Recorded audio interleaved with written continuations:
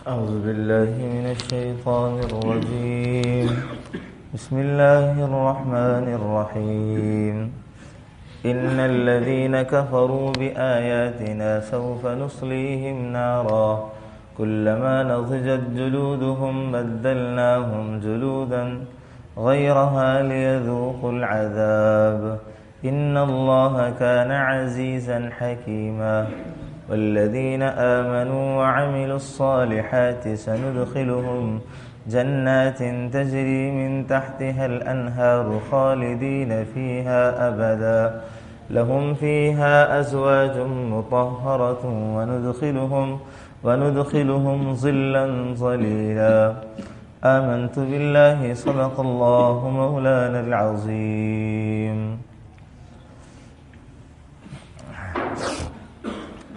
سورہ نساء کی آیت نمبر 56 اور 57 حضرات کے سامنے تلاوت کی ہے. بہت ہی زبردست عنوان اللہ تبارک و تعالیٰ نے یہاں بیان کیا ہے. تقابل کی صورت میں اللہ تبارک و تعالیٰ نے یہاں پر ایک بات پیش کی ہے. تقابل کیا ہے؟ وہ لوگ جو کافر ہیں ان کا کیا انجام ہونا ہے، اور وہ لوگ جو ایمان والے ہیں ان کا کیا انجام ہونا ہے. ان دونوں باتوں کو اللہ تبارک و تعالیٰ نے 2 آیتوں میں ذکر فرمایا ہے.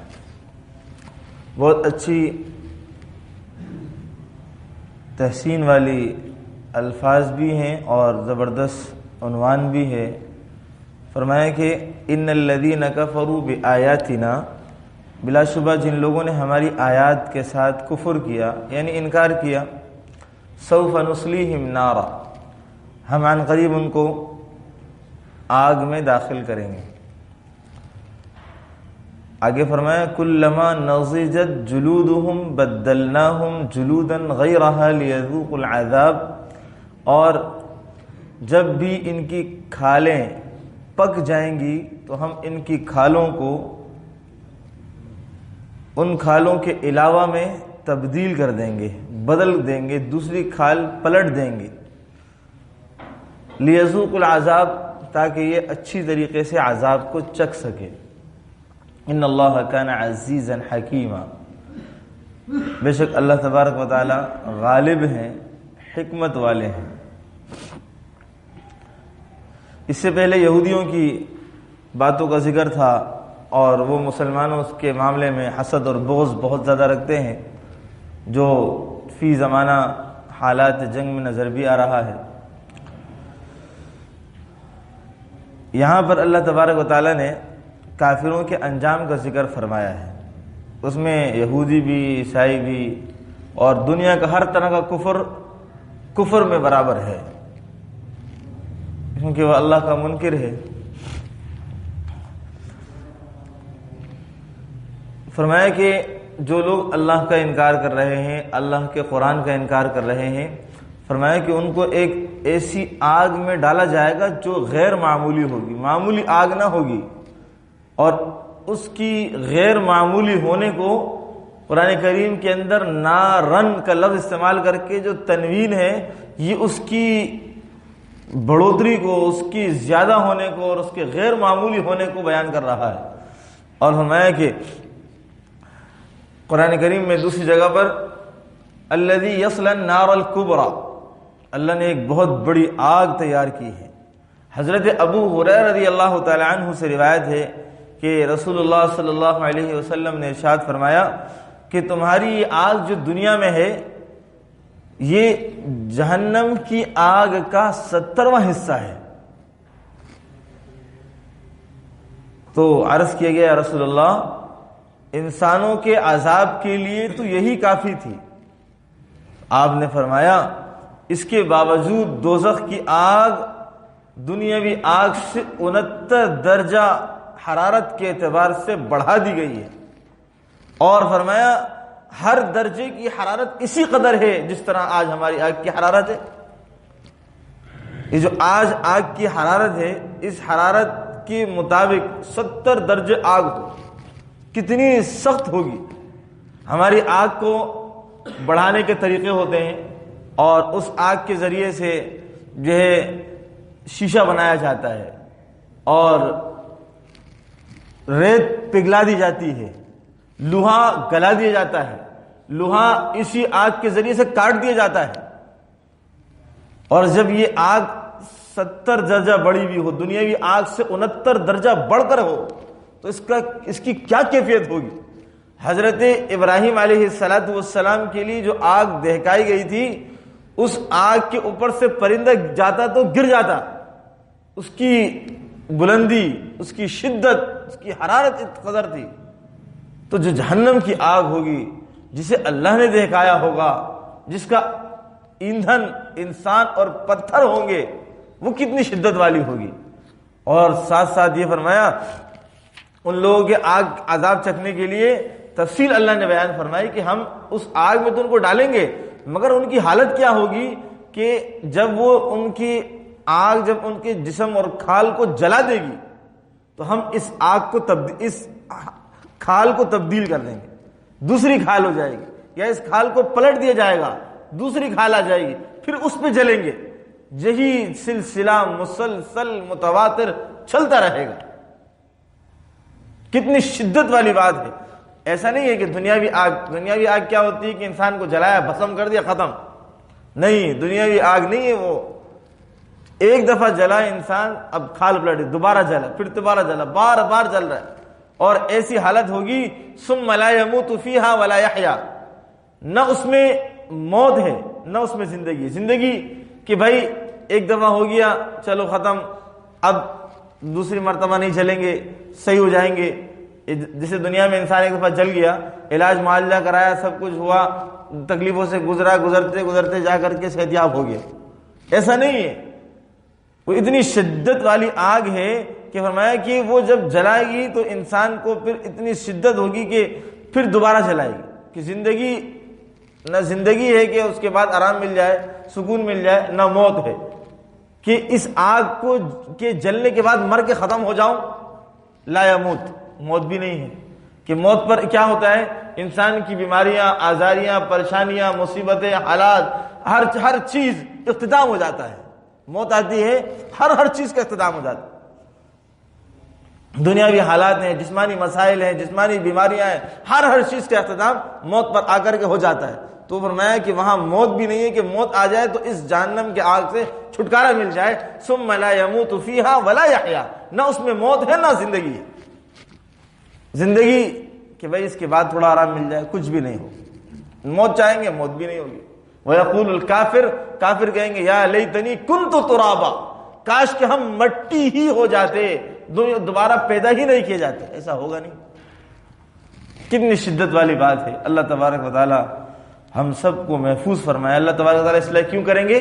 لِيَذُوقُوا الْعَذَابَ، تاکہ تم عذاب کو چکھتے رہو، عذاب چکھتے رہو۔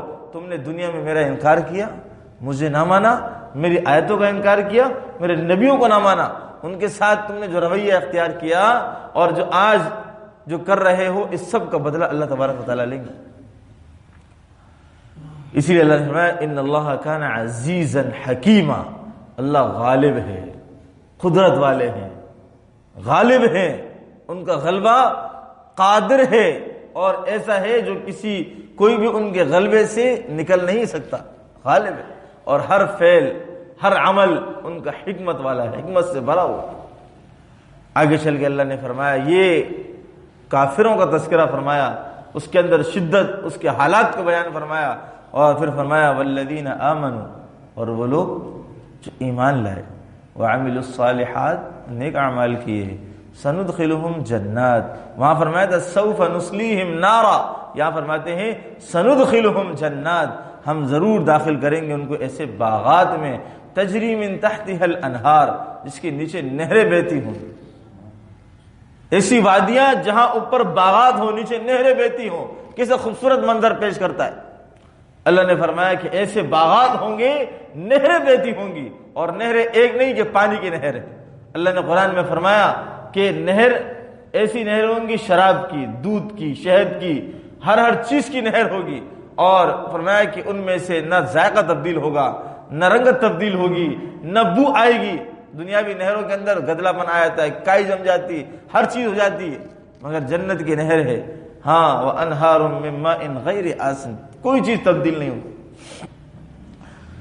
ہاں، اور من تحتها خالدین فیہا ابدا، جن کو وہ جنت میں داخل کر دیا جائے گا وہ ہمیشہ کے لیے اس میں ہو جائیں گے، ہمیشہ کے لیے اس میں رہیں گے۔ لہم فیہا ازواج مطہرہ، ان کے لیے پاکیزہ بیویاں ہوں گی۔ وندخلہم ظلا ظلیلا، اور ان کے وہ ایسی جگہ داخل کیے جائیں گے گھنے سائے ہی سائے ہوں گے، گھنے سائے۔ اب یہاں تو جنت میں داخل کر دیا، اب جنت کی نعمتوں کے تذکروں میں تو سورہ واقعہ بھری پڑی ہے، سورہ رحمان بھری پڑی ہے، اللہ نے کیا کیا نعمتیں اس میں دینی ہے انسان کو، ایسی ایسی نعمتیں جو انسان کی سوچ وہم و گمان میں بھی نہیں ہو، کیونکہ جنت کے بارے میں یہ فرمایا نا ما لا عین رأت، جو کسی آنکھ نے دیکھا نہیں، ولا اذن سمعت، جو کسی کان نے سنا نہیں، ولا خطر علی قلب بشر، جس کا کسی انسان کے دل پر وہم و گمان میں نہیں گزرا۔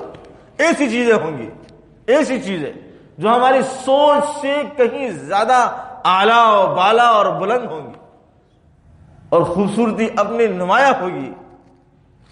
ایسی جنتیں اللہ دیں گے، اس کی نعمتیں ایسی ہوں گی۔ مگر اللہ نے ایک چیز یہاں ہمیں سمجھائی، صرف ایک چیز بیان کی، اس میں تمہیں ہمیشہ رہنا ہوگا، وہ ہمیشہ کی نعمت ہے اور وہ کبھی بھی زائل نہیں ہو، کبھی بھی ختم نہیں ہوگی۔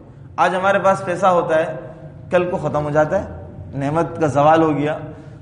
جوانی تھی، بڑھاپا آ گیا، بڑھاپا تھا، زندگی تھی، موت آ گئی، یہ بھی ختم ہو گیا۔ تو ہر نعمت کا زوال ہو جاتا ہے، وہاں جب نعمت ملے گی تو اس کو زوال نہیں ہوگا، ختم نہیں ہوگی۔ جوانی تو ہمیشہ کی، گھر جنت ہمیشہ کا، اس کے باغات ہمیشہ کے، اس کے پھل ہمیشہ کے، کوئی چیز زوال پذیر ہونے والی نہیں، ختم ہونے والی نہیں، کوئی چیز بھی۔ اور فرمایا کہ اس کے اندر سب سے اہم چیز اللہ نے فرمایا کہ پاکیزہ بیویاں ہوں گی۔ پاکیزہ، پاکیزہ ہونے کا کیا؟ ظاہری آلائش گندگیوں سے پاک ہوگی، اس کو ماہواری نہیں آئے گی، اس کو نفاس نہیں آئے گا، اس کو فرمایا کہ میل کچیل، بدبو، بلغم، ایسی تمام چیزوں سے، بد اخلاقی، بد مزاجی، ایسی تمام چیزوں سے پاک ہوگی، تمام چیزوں سے جو انسان کی نفرت کا ذریعہ اور سبب بنتی ہے، جو چیز ایک عورت سے، وہ تمام چیزوں سے پاک ہوگی، تمام چیزوں سے پاک ہوگی۔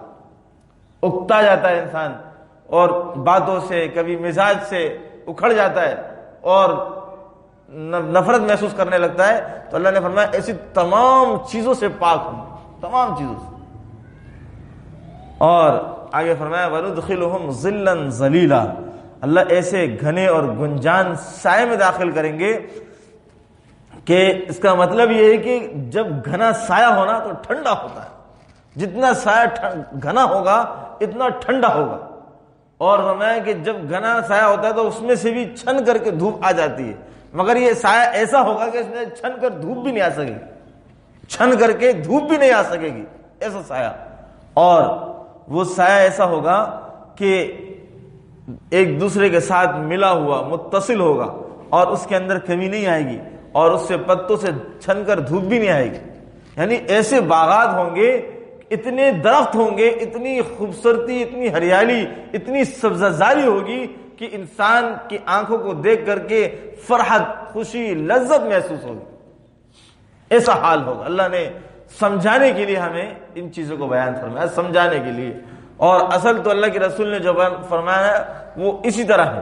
یہ تو ہمیں دنیاوی نعمتیں ہم دیکھتے ہیں نا، کہیں کہ وادیاں اچھی ہیں، جیسے جو سبززار وادیاں ہیں، جیسے کالام ہے، اس طرح کے جو علاقے ہیں، ہر طرح کی سبززاری ہے، پہاڑ تو وہ ہرے، نہریں تو وہ صاف شفاف، شیشے آئینے کی طرح پانی بہتا ہوا، ٹھنڈا یخ پانی، ہر چیز ایسی زبردست خوبصورت، ہر چیز نظر آتی ہے، زمین ہو، پہاڑ ہو، درخت ہو، باغات ہو، ہر چیز کیسی ہریالی نظر۔